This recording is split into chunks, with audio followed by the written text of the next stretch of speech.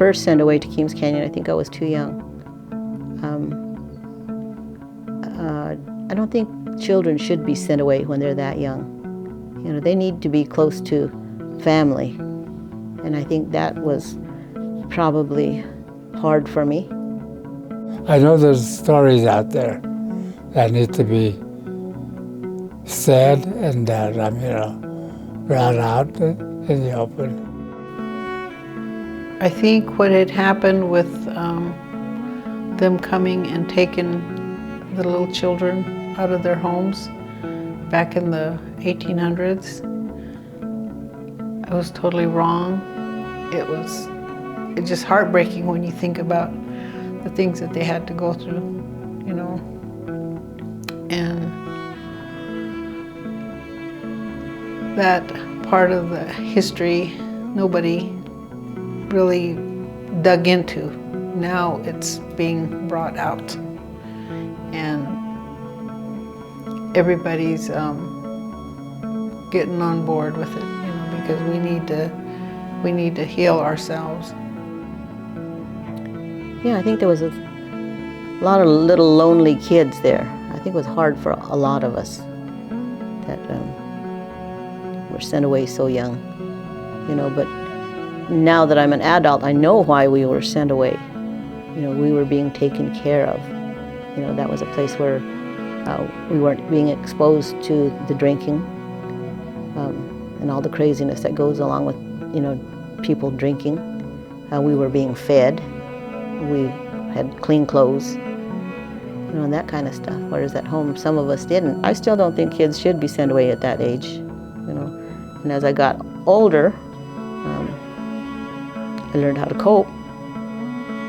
You know, so when I went into a new environment, new school, I would guess I was okay. It was when I came home that I wasn't okay. So I guess basically going to boarding school was a good thing. I went out to Window Rock, but I went on I-40, and then coming back, I and my daughter, we were making a shortcut, and we were going to come through Hopi, and Keams Canyon was on our way in. So I got to stop there, and I had been asking, you know, telling Ben, you know, come with me down there to Keams Canyon and come pray for me. I said, because I didn't like that place and all the bad memories and everything. So I pulled off over there, and I had a good cry. I had a good scream. I spit on the ground, and that part of it, I just wanted to just leave it there, you know, that whole baggage. It was lonely.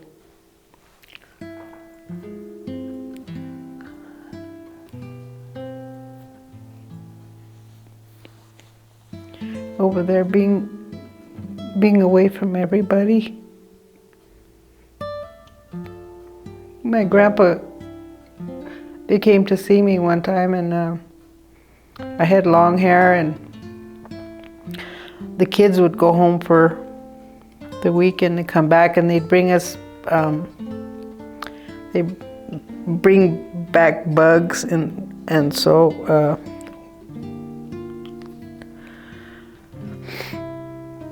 my stepdad and my mom and my grandpa came to visit us one time, and my grandpa got really mad because he had cut my hair clear up to here, all the way off, because I had contracted bugs. And so they cut off all my long hair. My grandpa was mad. And I hope my dislike for that place will go away, because I know that when I die, I'm going to take it with me. So.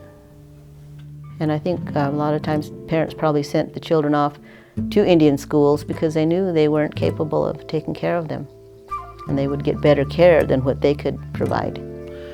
But you know, in my case, I think that's probably what saved me, is because I was able to I was fed, you know. Whereas before, when we were here, you know, we had a lot of unemployment. Nobody ever got a job anywhere. And my stepdad, he tried his best and cleaning ditches and stuff like that, and bringing home, you know, very little. You know, and I think that might have been the case with my great-grandmother's, with my great-grandmother and her brothers. You know, because they lived in a time when the Mormons came out here with all their cattle and ate up all the foods that they were accustomed to gathering and putting away for the winter and eating.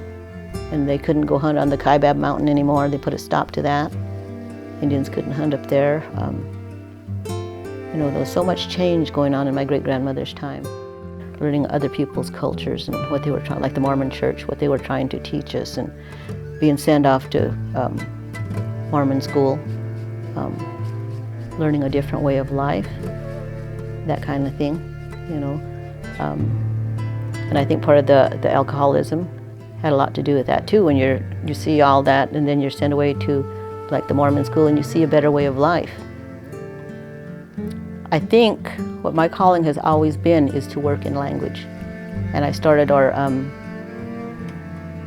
the revitalization of our language in 1999. I saw how no one was using the language anymore.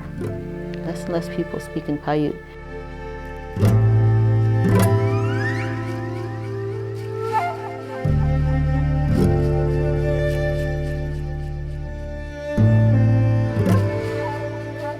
And then Diane Austin from U of A had worked at the tribe a lot, and she came and helped us get a language grant. And a year after that, we started our language program. Started having languages, and I was their first director. And I had to make my own curriculum from scratch, what I thought they should learn. So yeah, it's been a real struggle, but I think that was why what the Creator had me here for was to help teach the people. And I think that was why I didn't go off and learn something else and live in the city or whatever, you know, because I feel like that was my calling. And I'm still doing it probably until I die, you know, so. And I'm perfectly happy with that and okay with that, because that's my legacy. That's what I'm leaving behind for my people. These things that are being documented now, they're treasured, you know, and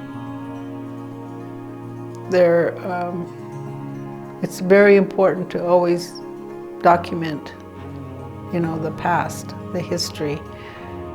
I'm glad now that the boarding school story has, you know, come out, the experience that was had back then, and I just hope something like that never happens again, you know, to Indian children or to anybody's child, to be sent away like that, forced to learn a different language, you know, forced to be a different person.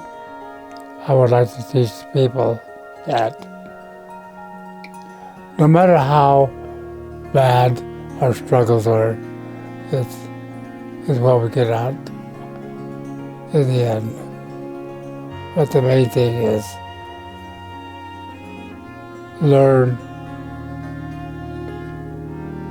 the history, and we all are different.